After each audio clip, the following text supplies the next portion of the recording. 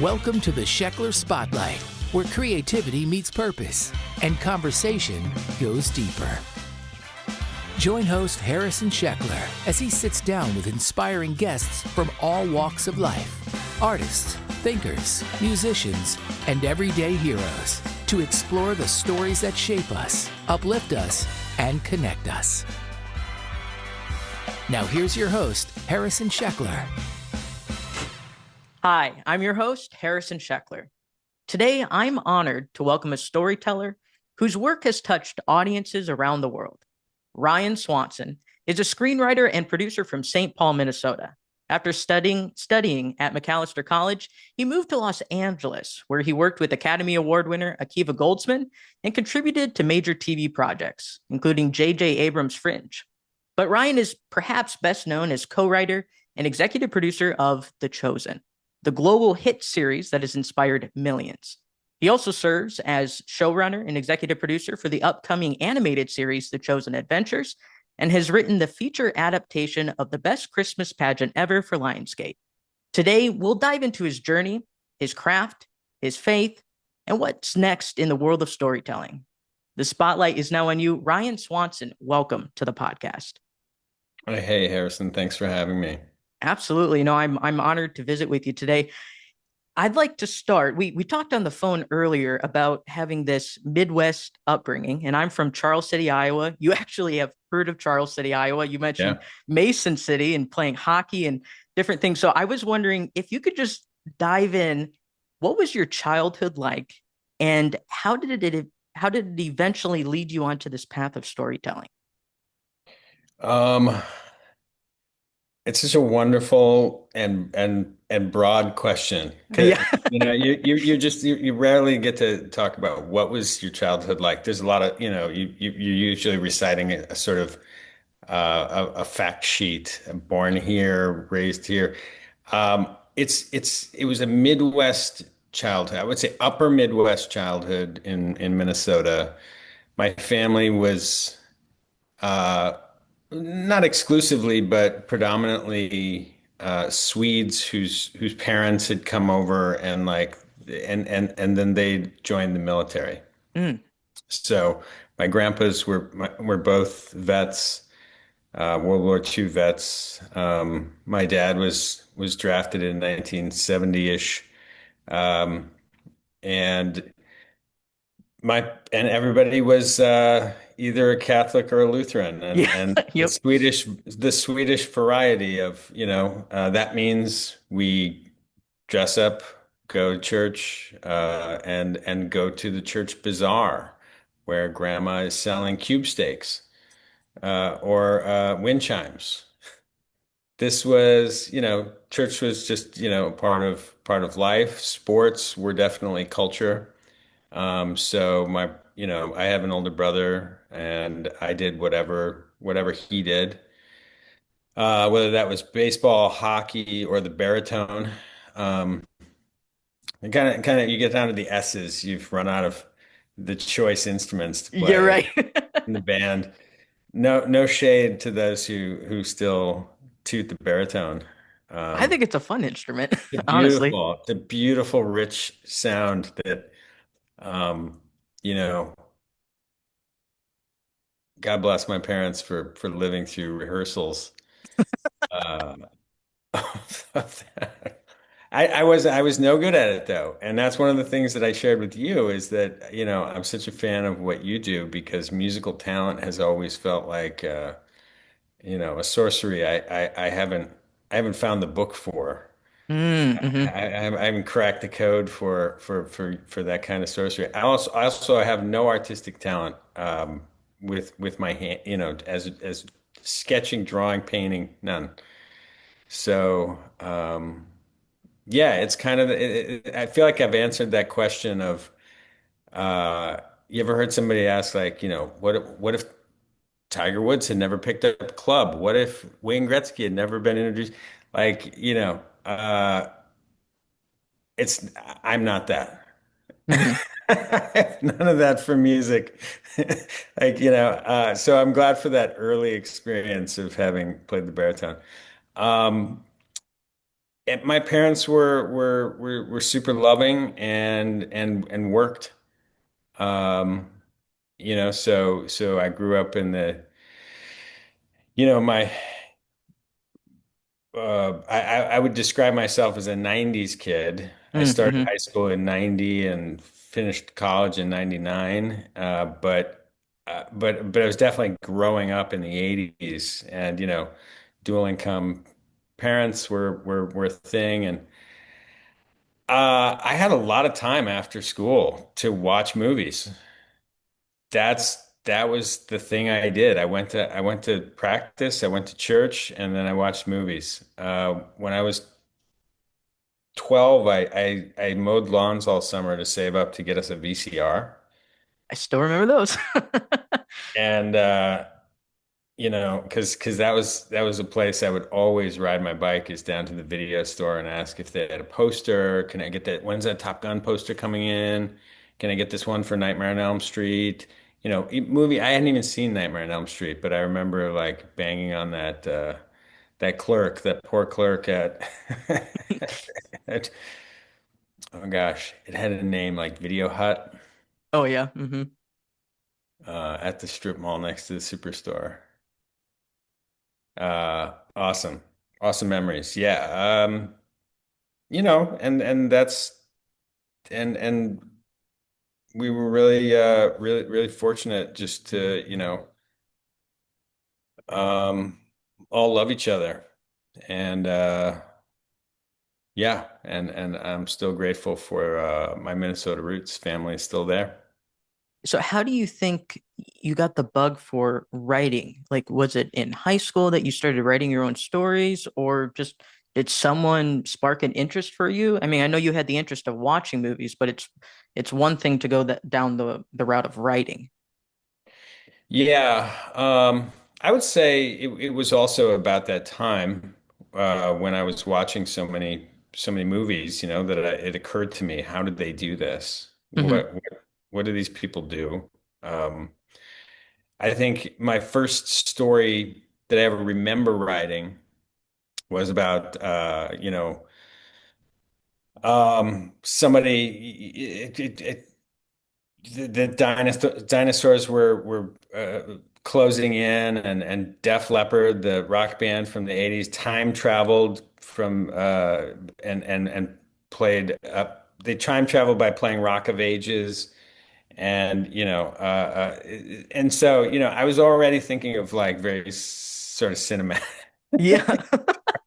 Pulling all of your interest into this new Yep. one. um and it wasn't until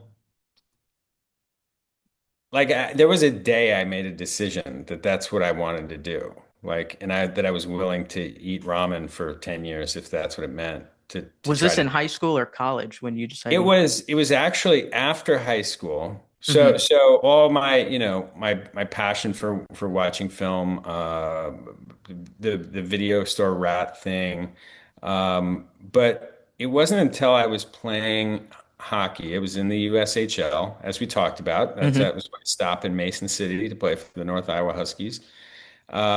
I was actually, it was after I was traded around Christmas time to the Green Bay Gamblers, and we were in Sioux City, Iowa. Uh, anytime there's a scrum in hockey, you got to grab the guy next to you so Yep. that they don't go and be the second man in on a fight that's already happening. So you got to be responsible for your guy. I grabbed this guy, and I grabbed the top penalty minute getter in the league, who just started to punch away the moment I put my hands on him. And so I took a lot of punches, and I was sitting in the bus, and we were set to drive for 11 hours to Thunder Bay, Ontario. And it was a February. My two front teeth were broken off in half, and I just had this moment where I was like, it might not get any better than this. Mm. Like, I might not be I might have met my match here. What else am I good at? So while we were finishing the season, I was sitting on those buses and in that locker room thinking, what the heck else am I good at? And then that summer, on the advice of my hockey coach of all people, Don Granato, he said, "Oh, I saw this movie. You got to see it, Pulp Fiction." Oh And yeah. I saw it, and it was, it wasn't that I resonated with the low-level gangsters or the, down and out fighter. I did a little bit, in a very Ron Shelton, Bull Durham way. I sort of identified with Bruce Willis's character, but it was the inventiveness of the form, Hmm. its formal audacity seemed limitless. And I had been thinking, one thing I did during that time, that season, was to keep a journal. And Ah, okay. so I was writing. I liked it. I felt, and this is something later in my life that I've found, is that, there are things you can process through writing. You can't process otherwise. Right. Um, the act of organizing your thoughts, not for consumption, but just to organize them, was, I guess, selfishly meditative, but also just in terms of somebody who, I think we all, as kids, whether it's in church, school, with friends, with our parents, we're always sort of hitting that barrier of communication. No, no, I feel this way. I'm trying to tell you how I feel, or I Hmm. see that this could go better if we did this, or I'm in pain and I don't really know the words for whatever it is, some of our earliest memories is, we don't have memories, but we're some of our earliest forms of communication are just crying in, it's crying in sort of vain. Hmm. And so we then start to sharpen our tools as we get older, and how we can communicate that thing that used to just come out as it scream. And I was, that tangent I just went on, that sort of thing was interesting to me. And then I saw this movie, and things clicked. I love movies. I watch them constantly. Uh, I love writing. This thing made the art form seem boundless to me. And years later, I would communicate that to Dallas Jenkins, who said, "Yes, me too. That was the movie." He had his version of that with Cuckoo's Nest, but he also Hmm. cites Pulp Fiction as one of his favorite movies of all time. Um, so, I started to take that track, and I didn't go to film school. Um, but all the classes that I took were sort of designed to try to round me out to be somebody who could then learn. So how did you break into that world? I mean, it's not easy to, start writing scripts and then all of a sudden be writing for big, television productions or movies. Yeah, the business is brutal. It's always been, and there's Hmm. always some major disruption to it, or just sort of, we're currently in the wake of a major disruption, and we don't know, the industry as a whole doesn't know how to repair from. But there were other ones when I was coming in. It was, I was there when streamers arrived. We were, sort of in an era of, corporations were coming in and buying out the family studios. So Columbia was Sony, and Universal was Seagram's. It was just a corporatization of Hollywood, and that felt like a big disruption. We had no idea what streaming would eventually do, but um, I mean, I literally put my head down and stalked the business. So when I was between my junior and senior year in college, my father took me out. At that point, I had realized, like, not everybody lives in, the Great White North. I was like, it's just like, I think maybe LA versus New York, because that was the Right. question at the. I think New York. I didn't really understand that the optics of New York make its film industry seem bigger than it was. It's certainly a performance place, and but not on the scale that LA was. So I decided to go to LA. My father took me out just as a kind of, let's take a look at the place. Let's get a lay of the land. Of course, I had a super unrealistic trip. We stayed in that corridor, like between Beverly Hills and Westwood at a hotel. Oh, nice. Everything. My LA life is not always that. I'm going to find out. Um, but I printed out my resume. I looked through Variety. Variety has well, it's one of the trade magazines in town. They have a listing of productions, and I saw one shot was shooting in Minnesota during the summer. So I walked through the front doors of New Line Cinema, which used to be on Robertson Boulevard, in like a nine-story building, and went to the receptionist at the front desk, and I gave them my resume. I said, "I see you're shooting a movie in Minnesota. I'd like to do anything that you might need somebody to do on it." And they were like, "Great." And I was like, "Sweet, nailed it. I'm on my way." Um, Insane that later that summer they had called me and They said, actually kept it and called you. yeah, somehow, some way, that thing from the front desk. I mean, it's like going to the guy collecting carts and being like, "Look, I need to make a special order," and and somehow they handed it to the props master who was like, "Yeah, I need a props assistant to run around." So on that set, I learned, so many things I take for granted, like how a hierarchy how a hierarchy works, what the etiquette is on set, what the tone and rhythms of that place are.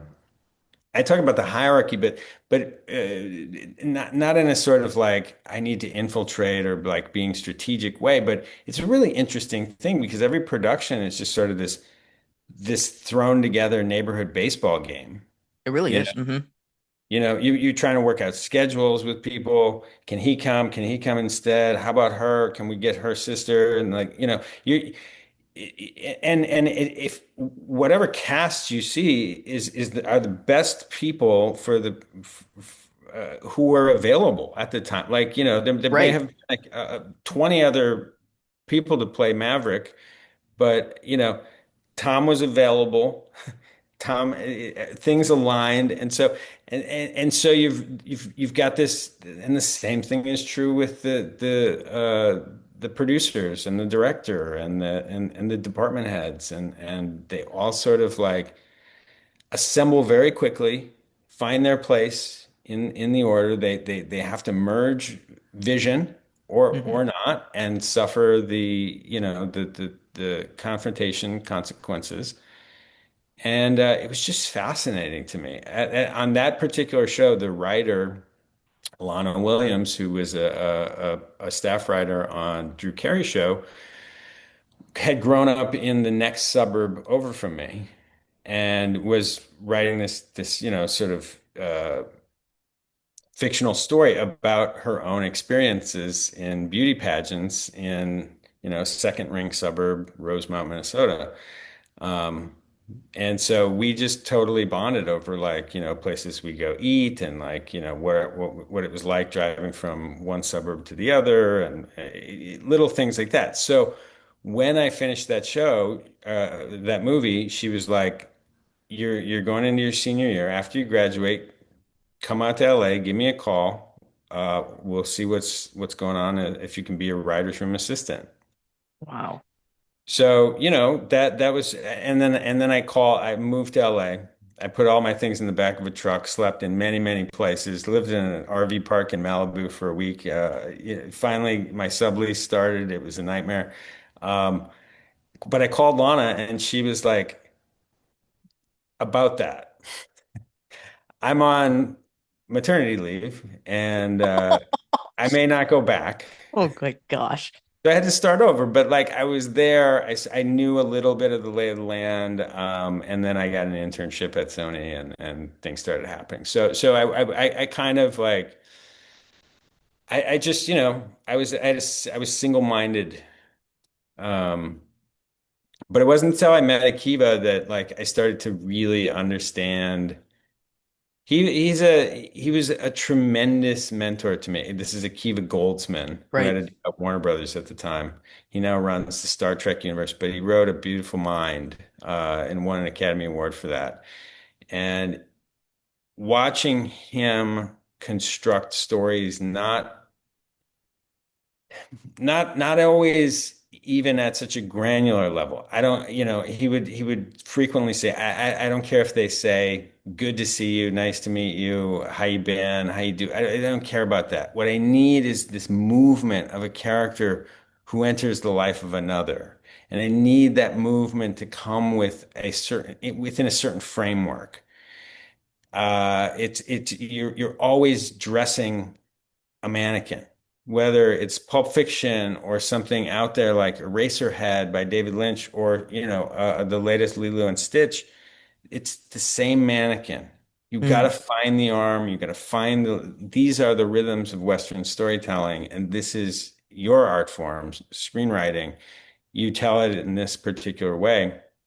And I remember one time I came to him and I said, he asked me about a scene that he thought I was writing. I said, I don't know, I kind of feel blocked. And I remember him closing the door and he was like, sit down. Kiddo, you're a plumber. You're not an artist. Surprise. You attach the pipes, use gravity to your advantage, put a U-joint in so the vapor doesn't go back into the bathroom. Uh, and so he was like, find the pipes, and that was really what like that felt like a curtain got opened and I could see for the first time really where things were. Mm. Um, why does this story move us? That stuff is endlessly fascinating to me. I'm probably like annoyingly fascinated with that stuff, but Well, I think it's why you're good at your job. It's because you have that curious mind and you keep diving into why it is, created, why it works a certain way. It's the same thing I can relate with my composition, with music. It's just it seems like the more I dive into, I have the foundation of the technique and how things are structured, like the piping and everything, right? With how it yes, works. And when you really know how it works, you can start to take from all the creative things that you have in your mind and start to piece it together because you have that foundation. And I mean, that's, I think, how we relate, from your craft to my craft. absolutely. And we talked on the phone, just a brief bit about, like a scene. When you construct a Mhm. scene, you have that arc, but you also have to find out the points of where do you put the tension in the scene and how do you Yes, resolve it effectively. And it's the same thing with it could be like a 3-minute song, or it could be in a larger work like a symphony, where you have multiple yes, movements and you have these little tension points and releases that are really rewarding and pleasing to the audience. And it's about timing and everything. So I'm yes. where I'm going. I want to ask you, how do you specifically go about writing a scene and like your way of going about it? Because people do have we get the same result, but we have a different way of going about it. So what's Ryan Swanson's way of going about it? Oh gosh. So I'm gonna get a little bit nerdy into the wood I love this. I'm ready. into the nerd weeds. Um, so I try to think of the grand movements. Okay, like what sort of a thing do I want to watch? That's where it Hmm. really starts. Like, what kind of experience do I want to have as that kid after school pushing play? Like, is Mm. this going to be like a fanciful adventure? I remember I had VHS copies of, well, sorry, VHS copies makes it sound like these are in any way like real things. Oh, I recorded off of the TV, you know, granted a couple movies I shouldn't have been watching. Caddyshack as a young It's a person, great movie. The Shining, Pee-wee's Big Adventure, Batman, the Tim Burton 1989 version. And so those are four movies that have very different feelings. They, they Hmm. they take you to a very different place. And it was my first introduction to genre before I would have known how to pronounce that word. Um, and so that's where I start with writing. What do I want this episode to feel like? Is it an episode of Law and Order? Are we getting to the bottom of something? We've got a structure at The Chosen, and I don't think these are trade secrets. We basically found Ronald D. Moore's show Bible for Battlestar Galactica, and we looked at like he took and used the myth arc of the humans like on their journey through space to find their homeland where they were not going to be attacked digitally. Um, but every episode contains a nod to, an update to, a conflict with the myth arc of them on their journey.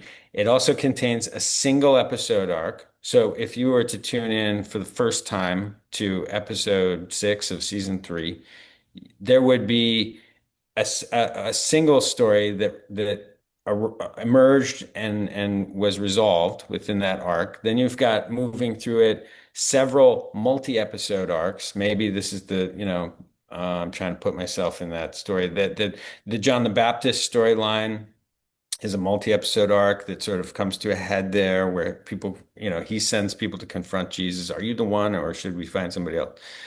Um, and that's what every episode needs to contain. Now, within that, even with those parameters, great. We know what things we need to include, but I still haven't resolved what sort of an experience do I want to have? Do I want to Hmm. have so that's what I think of first. Then I think of the big movements, like where does my story start and where does it end? Is this story where the good guys, sort of walk away into the sunset? Is it an episode that resolves, in a cliffhanger for another episode? Is it suspenseful? It can be all those things, and we want to, those are ingredients we'll bring in later. But I need that initial mannequin, um, tall, small, feminine, masculine, family. Like what is it that I'm going for? And then I think of the conflict, right? Where does the conflict start? What is that moment when, is it you go to the mailbox and you get that letter that says I owe how much? That's impossible. And now this is the first half of your story, is that when you or I are presented with a challenge, we sit there and go, how is the person you've met for the last 10 minutes, because that's the first 10 minutes of a movie are about like introducing you to somebody's unsatisfying status quo. Hmm. Quite right, but it's mine. I live in the swamp. It's okay. I don't have any friends. I'm Shrek. Right. Now I have a problem. How does that guy, what is the best idea that guy has to go solve this problem? And then you follow that person on a journey until they have to make a decision that kind of shuts the road behind them. So I get this bill. I go to the homeowners association. I go, wait a minute. I've been fined $72,000 for a brown mailbox. Like, and and you confront them, and and then you discover they're in league with a developer that wants to come in and take your mailbox and your home because that was the place that they first proposed to so and so, and they have some story and they're going about it the wrong way, but they're a full person too. We don't make black and white mustache twirling villains. So we give them, but they're going about it all wrong, and you realize I can't take on this evil version of Jeff Bezos, but but dang it, it looks like, and I'm still working off of the best idea I had when this movie started. I'm going to take a chance here, and the road behind me is going to close off, either because like that was too big a leap for me, and I can't get back over that valley, the break in the cliff that I just jumped over, or I make some choice that now ruins relationships that I can't use again, or like my house is now that they put the chain, the very dramatic chain, and a big padlock on my house, whatever it is, and now I'm on this journey with only my the first idea I had when I was sitting in my car drinking my coffee, and I'm going to work my way until I actually confront that guy and I see there is no way on earth I have to do this. But along the way, I will have met or seen, glimpsed some version of what my ultimate the breakthrough is going to be.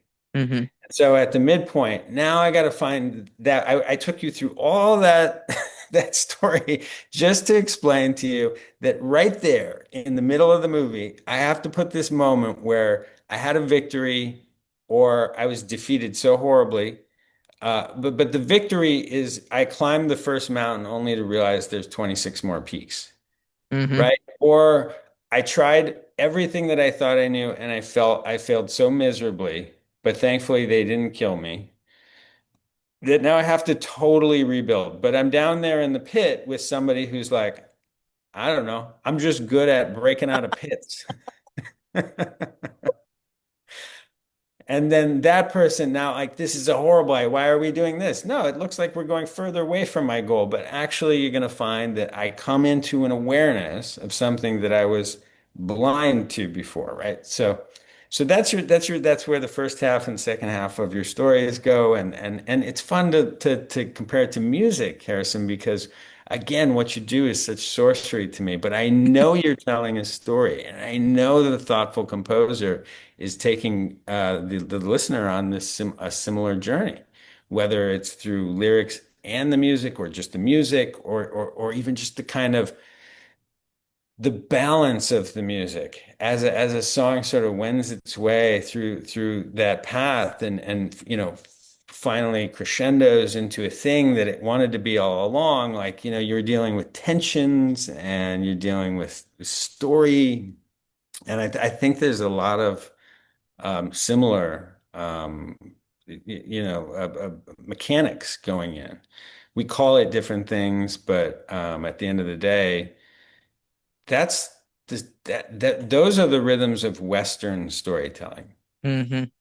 Now, one of the things that's fascinating to me, and I'm getting way off topic here, is there's the It's good. biggest I love movie it. of all time is happening in China right now.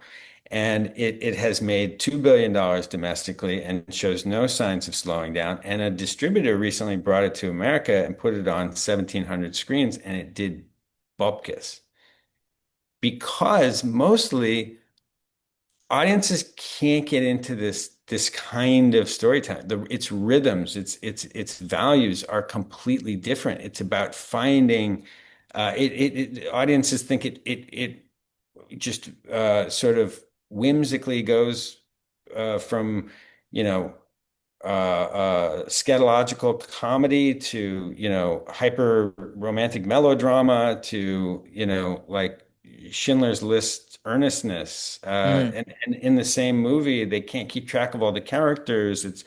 And so I'm really interested to see why that didn't work and how that can be bridged anyway. So I think of that midpoint when I'm coming up with a story. And now that's enough for me to start to return to who are these characters. We got to know some of them at least very intimately. I don't, I don't do like full workups like what did Simon Peter eat for breakfast, although that does come up sometimes Sure. in an episode when we want to show how he lives his life as, a devout Jewish man in the first century. What prayers does he say?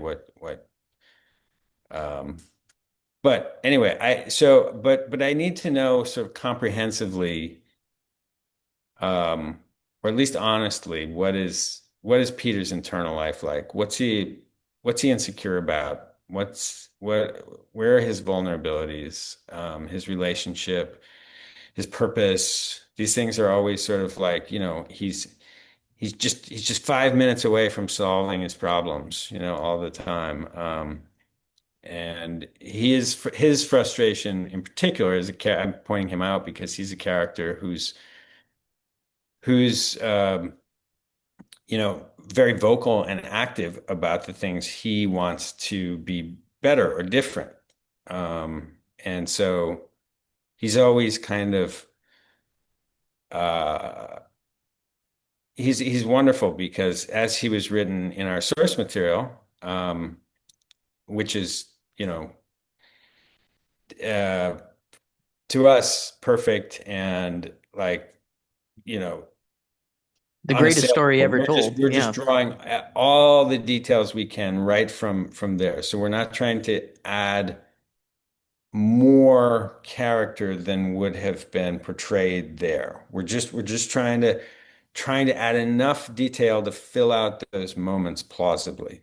Hmm. You know, this guy why was he fishing all night? Like that speaks to somebody who is sort of can get monomaniacal about a task. Uh, what things could have led him to find Jesus' pronouncement that you're now going to be a fisher of men hit him personally, ironically even, Hmm. um, and aspirationally and terrifying. So like somehow deep down, that's exactly what I wanted. That's what I wanted all along was for this moment. Ironically, because he's been somebody who, in an effort to provide for Eden, to an effort to be, somebody his little brother looked up to, he's always solved things with his best idea. The idea he had sitting in the car drinking coffee, fuming with righteous indignation. So that guy always made the shortcut because okay, I can handle this. I can handle this. I'm capable. I'll just go win $10 in this fight, and then it's gonna, I'll just put $10 on the snail races. Whatever, he's just going about it, but had a good core. This offer was terrifying because his deep insecurity is that maybe I'm not as good as I think I am. Maybe I am going to lose Eden. Maybe my brother's going to see through me. Hmm. And then that same guy tracks. You can come up with an idea like that for one moment in your story, the miraculous catch. Okay, great. I see all the ingredients come together. Jesus comes and tells him a thing that's written in red ink in the Bible. Um, how it hit him, all the things that in a way, all the things that I described. But then does that track with who he is later on? And you're like, yes, it does. He's always getting it wrong. I think I know this one, Master. Uh, it's like, Peter, get behind me. Right. Um, lot of learning for that guy, and he's a wonderfully active character. So now I need to know who the people are because they're going to help me decide what was that terrible decision when you were sitting in your car. Peter's is going to be different than Thomas's, Matthew's. If you've seen our show, take any cast of characters from a movie and apply the problem of the protagonist to them, and they're going to handle it differently. So they help determine what range of choices you're working in. That animation show I just finished, you know, if you draw the characters hyper real, if it right, it determines their physics. So it Yeah. seems Hmm. like an application of the art later, but it has to be done in lockstep with creative decisions early on. Because if you've drawn a hyper realistic character and then you show a snake slither up next to their foot, they can't plausibly jump into the top of a tree, right? No. Like, so that hyper realistic character can jump about a third as high as their body is tall. they can run at a rate that is, roughly 5 times, 10, 8 times, whatever the snake can slither, unless it's in water. But with, but if I've drawn them in a heightened reality, right? If I've drawn them with a small head, huge body, for example, they can stumble back, knock the tree over, and you stay in universe with that cartoon, You can think of any range of cartoons. We're doing that same thing here, but it's determined by our characters' predisposition and their knowledge of what the theme is that they're eventually going to learn.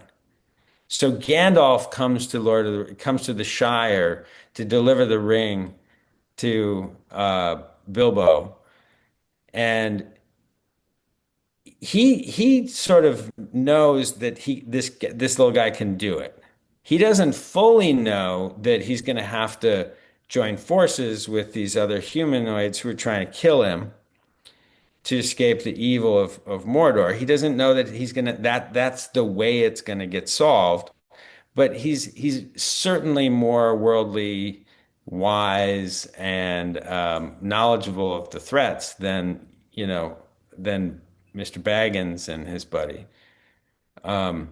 Yeah, I find it. So what I'm saying is that the choices that he would have made trying to secret the ring off to Mordor are very different than the ones that, oh shucks, Bilbo and gosh, Samwise Gamgee, Right, right. Lord of the Rings would make, right? Well, and it's interesting, Yeah. yeah, you bring up the comparison of the, animation where it's a different medium and you have different liberties per se or choices you can make compared to, live action. What, I mentioned on our phone call too, and, many people have said this, is how did you, how The Chosen became real to them. And, the big comparison I think of, or why it's so successful is because it takes something that's just in a book and, hopefully people are reading their Bible, but when they read the Bible, some of these stories feel to a lot of people like fairy tales. And then when they can actually see, you're talking about the different apostles and disciples, that how they can see those people having real world struggles, just even little things that we deal with in our life. It's like, oh, maybe this whole Jesus thing in this story, there's something to it, and it is real, and it actually relates to what I'm struggling with, or maybe there's a message here that I can, explore, right? And I find that fascinating. And then I'm curious with the Chosen Adventures, how do you still bring it to life? And, I think it's maybe going to explore a younger or reach a younger audience, possibly. Mhm. Um, where are you trying to take the Chosen Adventures and what is the goal with it? I would say, like, what stories in the future are we going to see with Chosen Adventures? Um, yes, there's so what I would say with Chosen Adventures and I don't think we could have written the Chosen Adventures until we had done just exactly as much of the Chosen main show as we Hmm. had done, because we started talking about it very early on, and I don't think we understood yet the the entire sort of universal look at what it is to take the Bible, to take every word of it as truth and try to apply it to the 3D lives that the characters in it would have been living. So that Right. means bringing in historical experts who tell us things. I mean, simple things like what kind of currency did they use? What were the main agricultural crops? What language would they have spoken? Like these things we need to know to understand what life on the ground looked like. We've only ever seen these people portrayed as forgive forgive this if I don't mean it in the way it sounds, as kind of their own cartoon characters in stained glass. Right. right? We've Mm-hmm. only ever seen them there. There are no pictures of these people. So that's where the legend starts, or it starts with the word, and then you apply it to this very unreal looking, or so if you look at Renaissance art, like some hyper real looking Exactly. Yeah. depictions. So um, so in understanding what the tenor and feeling of of the creative license we can take, we're we're trying very hard to make these people who are the heroes of the Christian faith real. And we're trying to put some dirt on them. We're making them blink and smile and giving them a sense of humor because that's how we this sounds, I don't know how it's going to sound, but like writing is worship for Tyler and Dallas and I. We get to Mm. go into the book and we start every day with the Bible open on the desk. And so you're going from here, this imperfect or this perfect book with all the authority um, uh, of any book in the world, and it gives us a feeling. It has impact. That it has earned impact on us. And that's hard when then you're setting out to do a document that has no authority. We're just three dummies. We don't have any authority at all. But what we want to try to do is to show, is to convey some of that impact that the original words have on us through the story that we're spinning, and to do it respectfully, with reverence, and with integrity to the content of the Bible. And so, how do you make it human and still maintain its integrity? Mm. How do you give somebody a personality and stay respectful to who these people are? So, with the chosen adventures, we're taking it a step further. What we're doing is we're not redoing biblical stories. We only have but it takes place in the chosen universe during this time period. So one of our characters that we met very early on in the series, Abby, a 9-year-old girl with boundless questions, and her scaredy cat BFF, Joshua, go out to their play space one day and are shocked to find some guy camping there.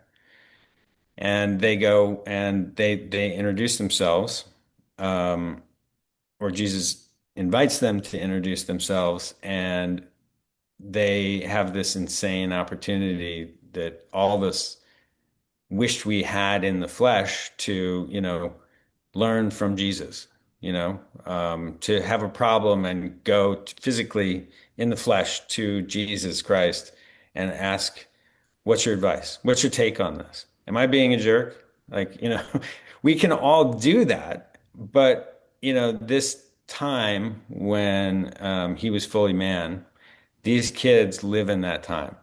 And then and the series explores, how does that change you when your rabbi is Jesus Christ? Your actual, rabbi who is answering your questions and bandaging your knee and how does it change you? How does it change how you play with other kids?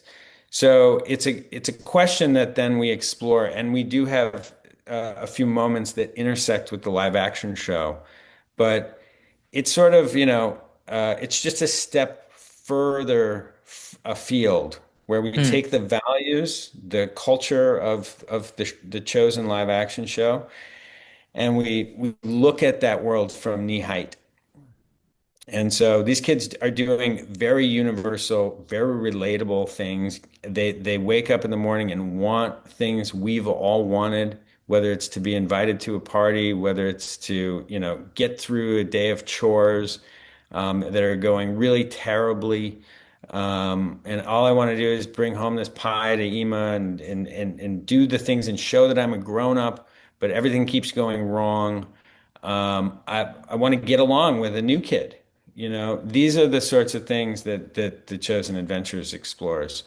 Um, and when we say adventures, we just mean every kid's adventures, Mhm. the regular old stuff you get up to, but you've got this resource that we've all only, it's total wish fulfillment.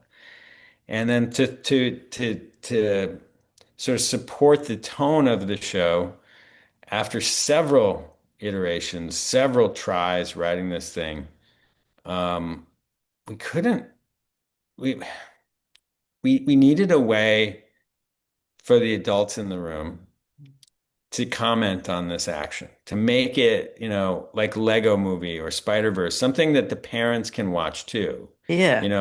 It's not just Blue's Clues. It's not just Bluey or Dora.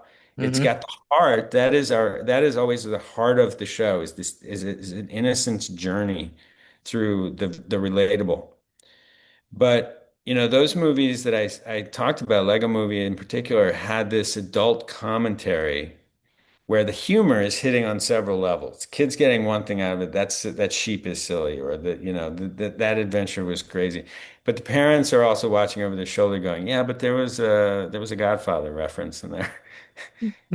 Or or there was something a little bit, signaling to the parents that this is for you too. So we added Yvonne Orji's character. She's an Emmy-nominated actress from her work on a show called Insecure. And then Paul Walter Hauser, um, who won an Emmy for a show called Blackbird. He played Richard Jewell in Clint Eastwood movie. People know him from Cobra Kai. And he plays a sheep. And these two, through the magic of animated television, can speak to each other and we can hear them. The characters in the show can't hear them because we couldn't very well have, you know, Andrew the disciple play a hand of cards with a pigeon and then go follow Jesus. We had we had to create a distance there. Right. So it is a show with a talking pigeon and sheep, and they are absolutely amazing. Yvonne, so many lines she just wrote right there in the booth. Said, "Let me try this one." We Oh, do wow. as it's scripted three times. Give us different energy, and then she'd finish those three times and then start riffing. And she made it her own. Paul did the same thing. Paul was just, I mean, and these are people who The Chosen has given us the amazing good fortune of meeting over the years, and they've reached out and said, "We just, we love the show. We'd love to support the message and do something." And so when the time came, we reached out to them. This is so exciting. And I love how you're creating something relatable to all ages. So we have The Chosen that really, took off and people related to. And then, now kids are going to be, diving in. And then hopefully that gives them the encouragement to dive in more into their faith, And then also we're very malleable in the sense of like, as kids, when we're watching TV, we want to take in good things, hopefully, and Yeah. hopefully this is giving good messages because, sometimes we're like parrots. We imitate what we see on TV and hopefully we're learning those good lessons. And it sounds like, this is something that parents can really gravitate towards and be encouraged to share with, their kids and, enjoy watching in the process too, which is even better. It Yeah. was it was funny when you talked to me on the phone. You asked, "How did you hear about The Chosen?" And to me, I was like, "Well, one, who hasn't?" That's personally my impression is who hasn't heard about The Chosen because it seems like at least in the circles that I'm in, I do work at a church and I'm a professor at a Christian college and everyone talks about The Chosen.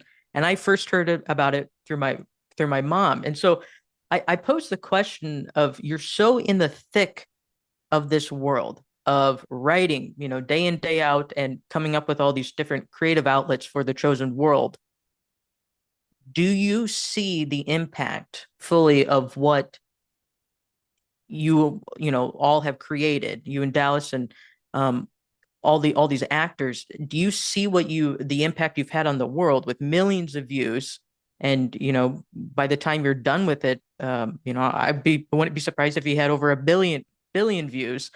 Like, do you see the impact, or is it you're just going day by day, just the same as you started? Um, well, thank you for that. It's it's humbling, and and if it's not, something's wrong. Mm, Like if we can just take that in stride, like, yeah, we're it's the show's killing it. And I don't mean that in a false way. What I mean is that if the work were ever different than how we started as very much a garage band. I had been I love introduced that. to Dallas by his wife, who said, "You got to meet my husband." And so I went to a film festival in North Hollywood and watched his short film that he made for church called The Two Thieves, Hmm.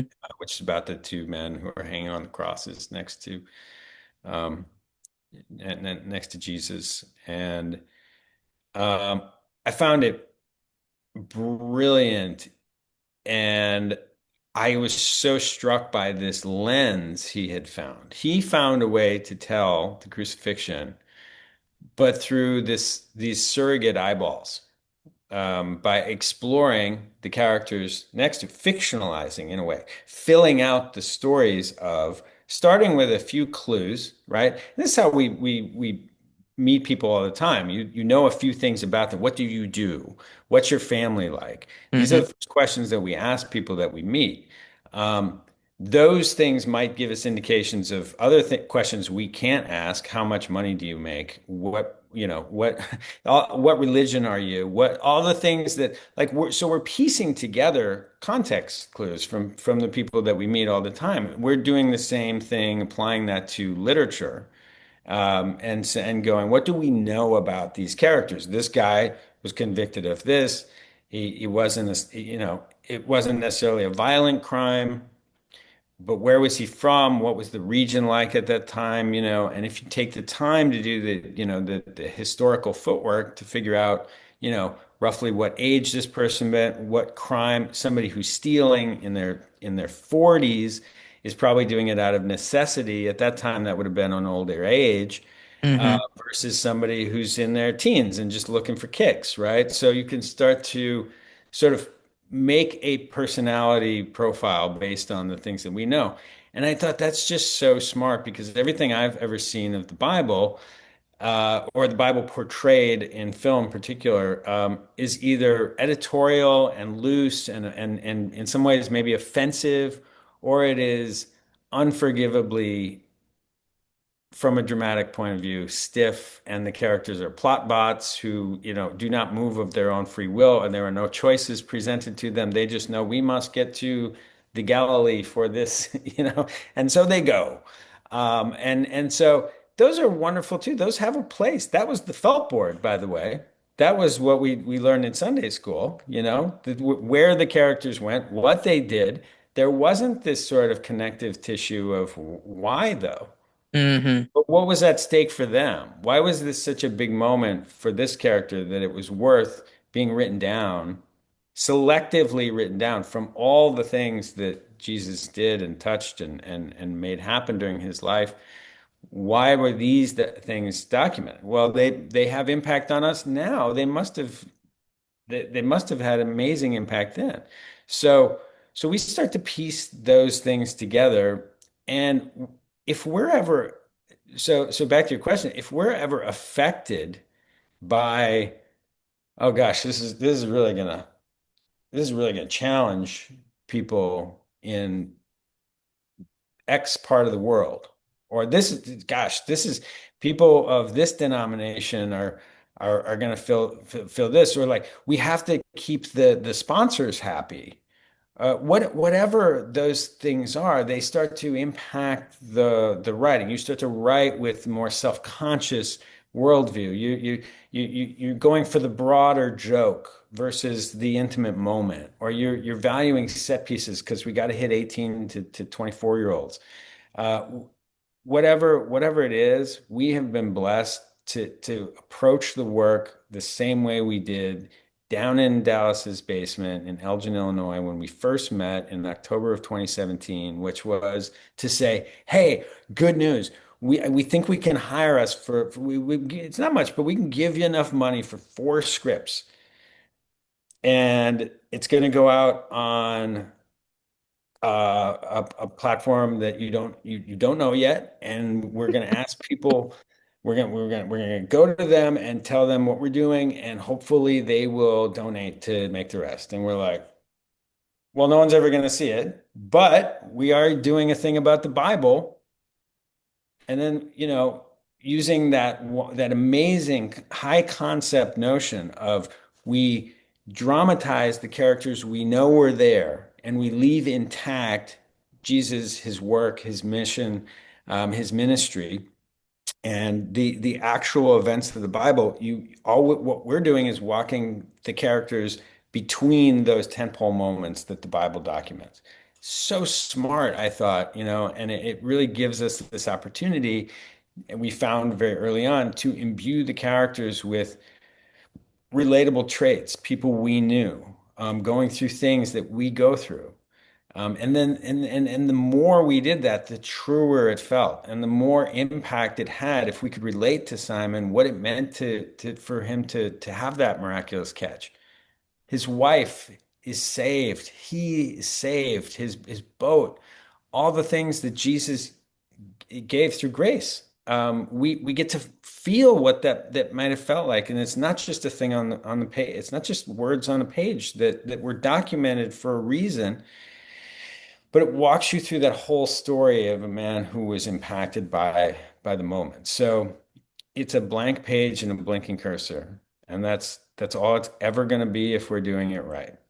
And if we're not doing it right, it will be that we're trying to keep Amazon happy, or that we're really trying to go for a demographic, or that we have an agenda based on the news we're reading, or we just leave all that stuff at the door, and for whatever reason God's given us this distance from it, that we get to glimpse. We've been to Chosen Con, and Hmm. we know that we're on the user interface front page on Amazon Prime when you go there, and I'm sorry, it's Prime Video. When you go to Prime Video, see that they've got me too. They've got me saying the name right. Um, so we know that stuff, but like it was given to us also incrementally, and in no more than we could handle, to stay completely focused on what we're doing at the end of the day. We're not all, I don't know.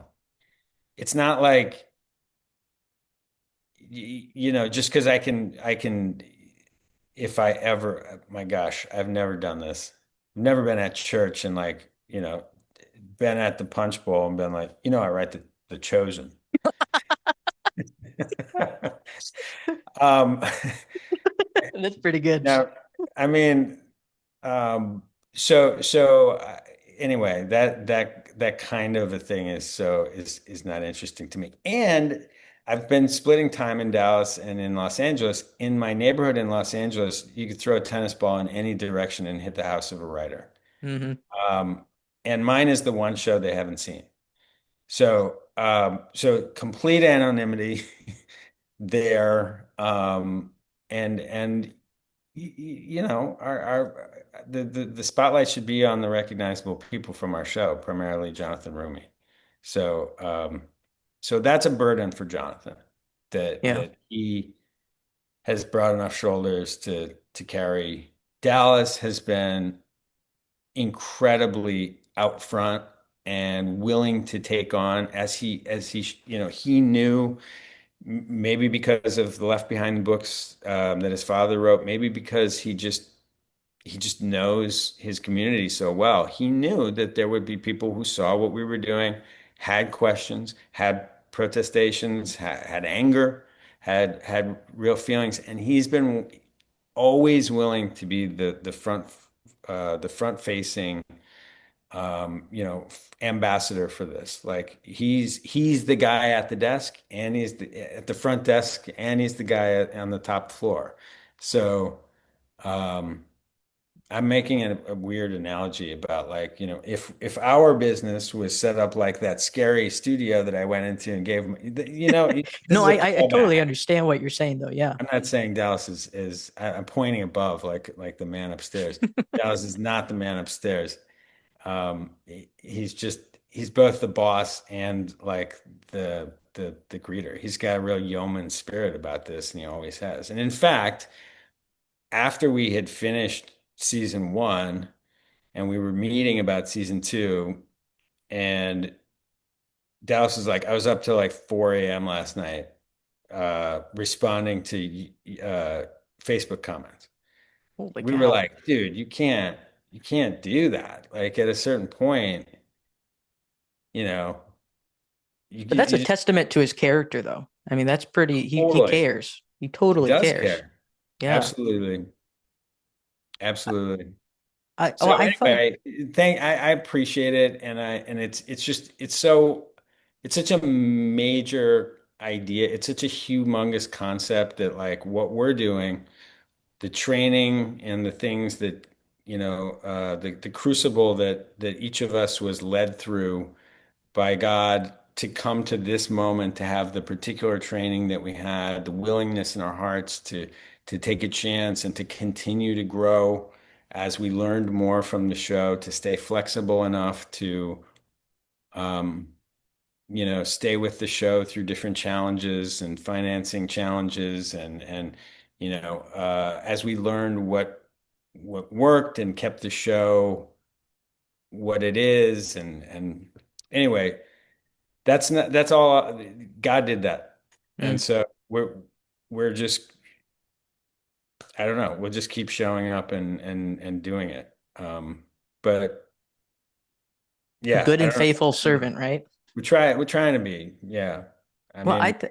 it's refreshing to hear the humble approach, and I do think God leads us at the right times, and we meet with the right people, and something amazing can happen. And I think that's what's happened with The Chosen because it's reaching people in across the world and people who haven't been introduced to the gospel in a new way, and it's amazing, and I'm sure you've learned a lot of new things. I'm curious from the beginning of when you started to now, your own, if you don't mind me asking, your own personal faith journey. So for me personally, working in a church, a lot of people think, oh man, you must be just really on fire for God. Sometimes it's really difficult to work in a church, and you see people on their best days and on their worst days. Right. Even like the pastors, they're struggling, right? They're human. I'm Hmm. curious with you and your journey, how is your faith journey been? Like, or what have you learned along the way? Has in a way has the chosen strength? Let's see. Can you Yeah, hear you're me? back. You're back. Okay, so did you hear the which part of the question?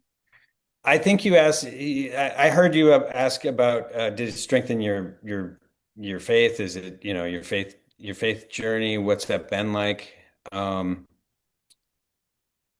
I mean, I came in,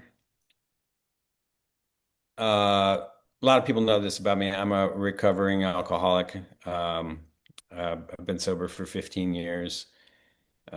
So, do the math. I started working on this in 2017. So I was, 7-ish years sober. I had long before the show made a decision to turn my will and my life over to God, Hmm. and so everything I was doing was um, with the spirit, that comes from a prayer I say every morning, which is, I ask for uh, knowledge of God's will, and I offer myself to Him to do with me and to build with me what He will. And so during that period, uh, I was introduced to Dallas, and I brought with me all the very human. curiosities, skepticisms, prejudices that we all have. I wasn't transported to a place. I wasn't tapped on the shoulder. I was. I mean, just the introduction and reconnecting with Amanda was sort of a tap on the shoulder, and we believe it was a divine appointment of sorts. But there was, I wasn't like visited in a dream to go do this thing. I came in and said, I don't usually like that stuff, and I've never written it. And so our first meeting is 12 hours of Dallas telling me about the parameters of Christian filmmaking. Wow. And me going, but wait, the answer in a story meeting can never be, well, because it's in the Bible or because God did it. Why is that? Why did they do that? Well, God did it. Like, so we have to, so these are the parameters. Screenwriting comes with tons of parameters. Like, one page is 1 minute on screen. Right. So you know that. So what do you do with your minute? What do you do with minute 27? What do you do with minute 60? These are the sorts of rules we have. You're managing white space because you could write a paragraph, a block of action describing everything. You know, Harrison's blue sweater was, matte against the back. Like, or do I just say Harrison and Ryan face each other? Space. Like that's a much more appealing version to read. And you have to write for a reader, right? First, you have to write for somebody who's getting behind your idea, going to collaborate with your idea. And, so there's so many things where all the rules I talked about, trying to hit these points, using the first 10 pages to introduce the characters, unsatisfying status quo, hitting their inciting event, leading them to a choice. I'm having to do that on page marks. So these just felt like a handful more rules. Okay, great. But what I'm seeing is that you probably shouldn't talk about subject X, you know. Dallas was like, we don't show lust, but and this sounds really crass, but like we don't show lust, but violence is okay with justification. And Okay. bad behavior like bad behavior, blah blah blah. Like these are the elements of a conversion, these things we have to hit. Um, and we talked about that stuff, and so I started to then put it through the cipher that I had learned from Akiva, and went, okay, that's the man. Those are the rules about dressing the mannequin, but it's still a mannequin. And when a character makes a choice, it has to be motivated by the context of their life has now led them to a moment where they have a yes or no decision. Hmm. That's the nature of drama. And if you remove that, it's anti-dramatic. If you just say they just went and did it, well, because why? It's in the Bible. You rob the audience of those moments that are truly dramatic. If they become plot bots, this becomes an exercise, a sort of, and it doesn't feel good to us intuitively. Hmm. We know this is just a reference guide now. It's no longer a story. You're just saying, well, the book says, well, why stop here? I'll just go to the book. Maybe it has some more context for me. Maybe I can put myself in it, whatever the thing is. So what if we apply these things? And Des was always like, that's awesome. This is what I want to do. That's what we're gonna do. Totally. That's what I did with the two thieves. This is, what I'm doing with the shepherd. Um, so yeah, we talked through all that stuff, and now I've lost what was the original question. Oh, well, so for your start of how it Yeah. originated to where you are now, how Oh, how did did my faith journey your go? faith journey, like how has it Sorry, affected you personally? just there was a little crumb of story that I got to talk about, so I went with that. I love it. So what I'm trying to say through that digression is that where God lets me grow are in those moments of inflection, in choice, in waiting, in pain. The chosen, like any any family, gives us daily opportunities to grow. How do we learn patience, Harrison? We get stuck in a traffic jam. Now, I am surrounded by people who are of the same persuasion as me in that they have given their life and their will over to God. Hmm. And so now we're in the car together. And if I start swearing and beating on the seats and hitting the horn, I got three people around me or two people around me daily who are like, "Really? How's that working for you?" And so the two big things that have changed me is that every day when I start and I look at that blank page and that blinking cursor, there's a Bible open on my desk. Just but the nature of what we're doing. There's probably also an historian's report about this or that. There's probably also like an episode guide or the show Bible and all that. But there's an open Bible. And I've gone through this journey with two people who I admire and aspire to be like. And so the nature of looking at the stories from the Bible and trying to personalize them makes me have to internalize it in a way that is kind of like that miraculous catch. Like it's exactly what I needed as a very, sort of, I always had an intellectual approach. I wanted to know, you know, who had written this, um, where, I never had to get in there and go, but how did God know to touch this person in this way?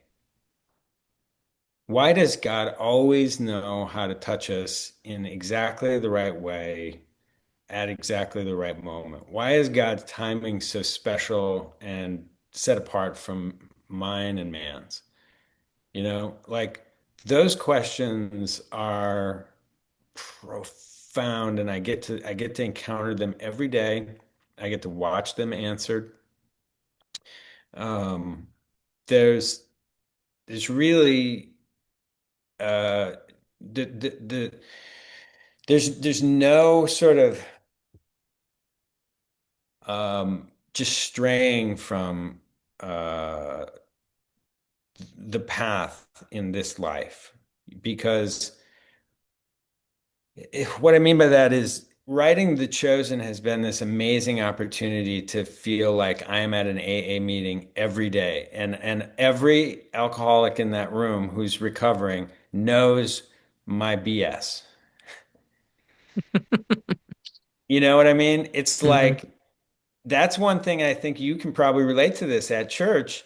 If the wind is blowing the tablecloths off the tables, you can't just be there and be like, Terry, you suck at your job. I might think it, but You have to pause and go, okay, Terry is Terry is following God. Terry is expecting me to show up as a version and you know what? Fine. Go ahead. Tell Terry he sucks at his job. Now go back into work. What are they going to tell you? The first thing you're going to hear is you should pray on this, man. hmm hmm You know what? Maybe you need to make an amends to Terry. You know what? Maybe you need to just recognize that that's not the first time you've said that and try to do it a little different. And that's the thing. We've all read the Bible. Not everybody has. I mean, that's a part of everybody's journeys. When are you encountering it? When did you need it? When did you have to keep going back to it? But we have to read the Bible all the time. It doesn't automatically mean that I, I'm not a sinner. It doesn't automatically mean that I make the better choice, the loving choice. It doesn't mean that I remember the Sermon on the Mount in every choice and decision I make. But because of what we're doing and what I meant by there's no straying in this life is that there's no escaping that I am surrounded by people who are united in purpose. And there's no escaping that my neighbors in Silver Lake in Los Angeles don't watch my show. So I can't like all of a sudden grow in esteem with them. You know what I mean? It's a really interesting thing to be a part of. God has designed this situation for this time in my life, and I'm just trusting it. And maybe that's something that's grown a lot, is that every Red Sea moment we've had, um, God's made the choice ultimately, you know? And trusting that God of the universe is big enough to care about me Mm, is probably the same crossroads and moment that every person of faith has. You know, is God listening? You know, those are some of our first questions, you know, am I doing the prayer right? Is God hearing this? You know, like, but when you can look at the totality of your life and your family and your footprint and how you want to take your next step to to be, to arrive at the belief that God does care, that God does know me, that God has always wanted the best for me, that God knows where I've been and where I'm going, and this is the step that He needs me to take now. Like, I'm seeing that in real time, you know. Because this project should have stayed a garage band. We didn't come into it as like the foremost authority in, anything, frankly.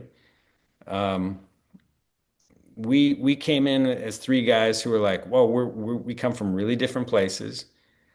We have this single common denominator among us, and that is that we each need God every day to stay alive. There's a passage from the Big Book of AA that says, I have a terminal illness. My daily reprieve is contingent on my spiritual condition. So the reprieve I get is based entirely on the footwork that I have to do to keep a conscious contact with God. So Tyler's the same way. The circumstances of his life are different, but he needs it every day. Dallas, the same thing. Uh, Again, we grew up very differently in different part. We're Midwesterners for sure. I love We all it. have an Illinois connection. Um, but that's the thing I think is that our lives take us to places where we're needed, but mine has just sort of been more literally focused um,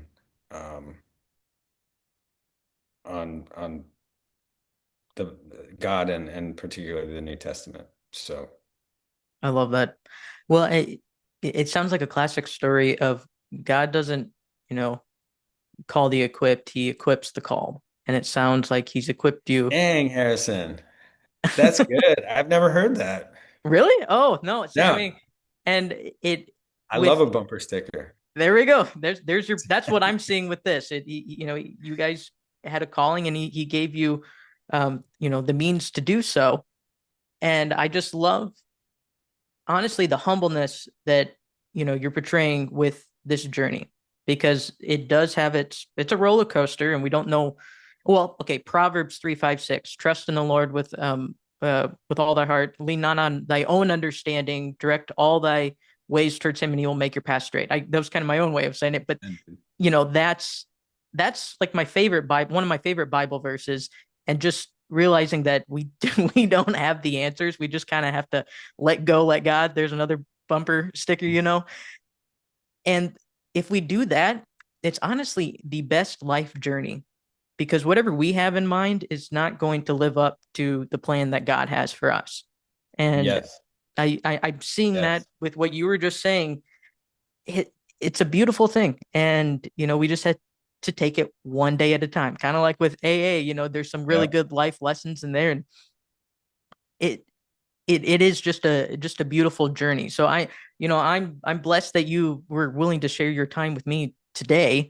I do have one more question, and then we're gonna end the podcast. But with everything that you've done, and is it the plan 7 seasons of The Chosen? Is that the firm plan?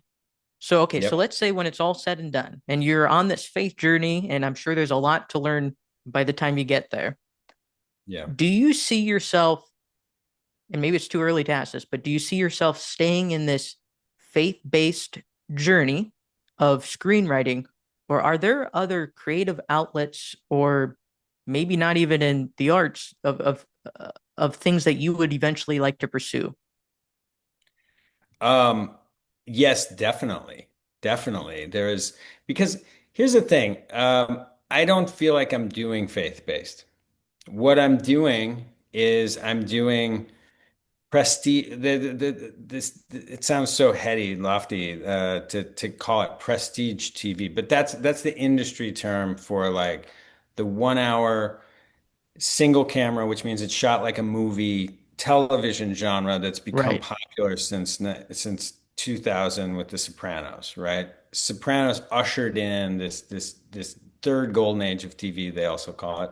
They uh, and it abides by certain rules, like certain narrative rules, like the decision to say the answer in that story meeting can never be, well, because it's in the Bible. It's motivated by human choices, understanding, insecurities, whatever factors come into play in those choices to make a moment dramatic.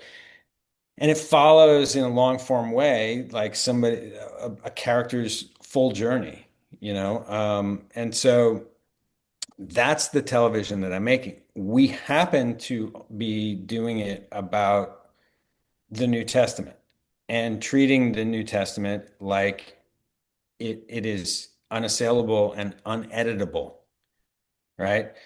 So what I believe is that you can bring an element of faith, characters who make decisions based on a Christian ethos to anything. That there's a very Christian movie in I think it's 1982 called Chariots of Fire.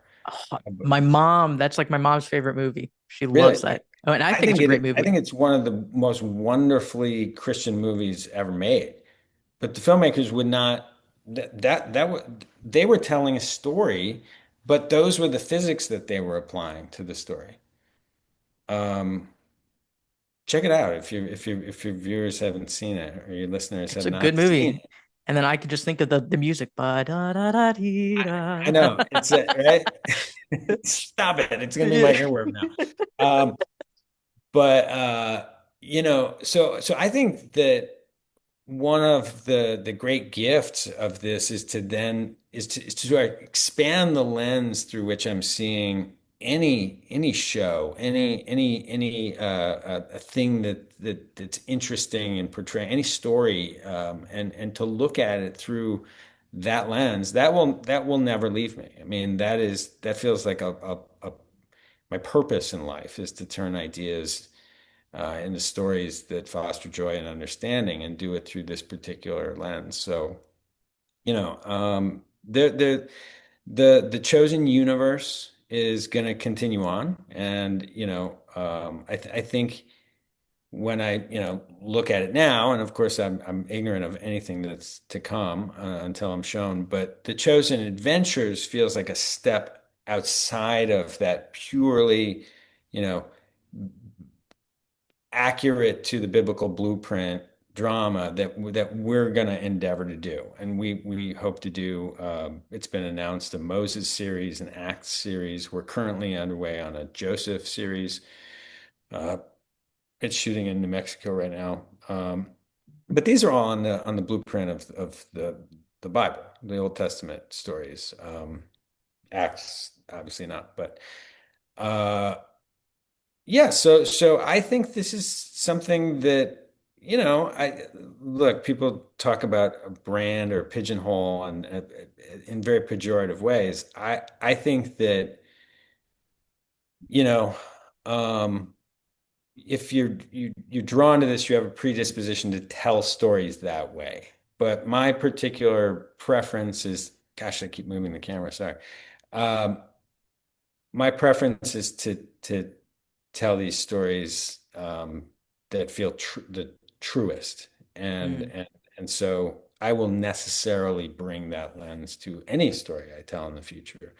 But gosh, Harrison, if there's one thing I've learned from all this is that, you know, my my plans don't matter. Like Like we were saying, yeah. what's going to happen next or what opportunities come up, like, they're going to be surprising to me. And I'll just, what I think I can say with conviction is that I'll continue to apply this lens to everything I work on. I And think that's and and beautiful. everything can be an act of, sort of an opportunity to worship. Like I hear musical scores that lift me up. That I have no idea who's making these wonderful sounds. The piano is such a magical instrument to me. I have such respect for what you do. Thank It you. feels like worship. And I think at the end of the day, that's all it's about. It's like, everybody is free to interpret art as they encounter it and can see pieces of themselves in it. Same with creators. So I'll continue to put a piece of myself into everything. I love it. I love it.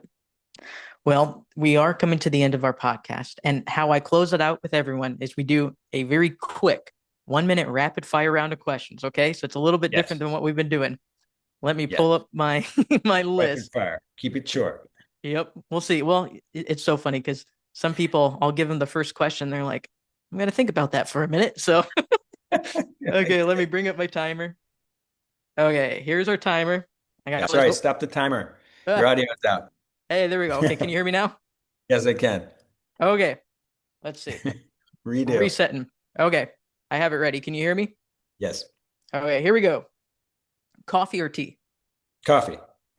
Favorite movie of all time? Pulp Fiction. Bible character you most relate to? Nathaniel. Most challenging scene you've ever written? Miraculous Catch. Go-to comfort food? Oh man. Bean and cheese burrito. Hockey or baseball? Hockey. One word your friends would use to describe you? Uh, uh, Walker. Favorite place in Minnesota or the Midwest? Minneapolis. Dream collaboration, any director, writer, or actor? Ryan Coogler rebooting the X-Files. Okay. Guilty pleasure TV show. How the universe works. And if you could have a dinner with any biblical figure except Jesus, who would you choose? Oh man, Nehemiah. Oh, okay. Can you expound on that one? I'm curious why. Nehemiah is so fun to me. He's totally Yeah. Ted Lasso of the Old Testament. I love that comparison. He's That the is right good. hand of Herod who hears like that the temple is being, needs to be rebuilt. And he's got his awesome life and this is not to set up the Ted Lasso, but he's like on it. I gotta get there, Herod. And he's like, fine, go. And he shows up and people are slinging, violence is everywhere. And he just sort of puts his hands on his hips akimbo and is like, all right, let's do this. We got 28 days to build this thing up. Come on now. And then you read that book, and it's just filled with these passages that are like, the bumper stickers we talk about, like spend money right the first time, and you will have saved. It's just I just imagine him as such a I don't know. He just has a spirit that I find fascinating. I love it. Well, Ryan, this has been an honor, truly. Thank you for spending so much time with me today. And just God bless you on this journey. You're doing great God things. bless you, man. Awesome. Thank you. Awesome. Thanks for listening to the Sheckler Spotlight with your host, Harrison Sheckler. If you've enjoyed this episode, be sure to subscribe, follow, and share the show with a friend. New conversations drop regularly, so stay tuned. And thanks again for listening and being a part of the journey. Follow Harrison Sheckler on social media and visit harrisonsheckler.com to learn more.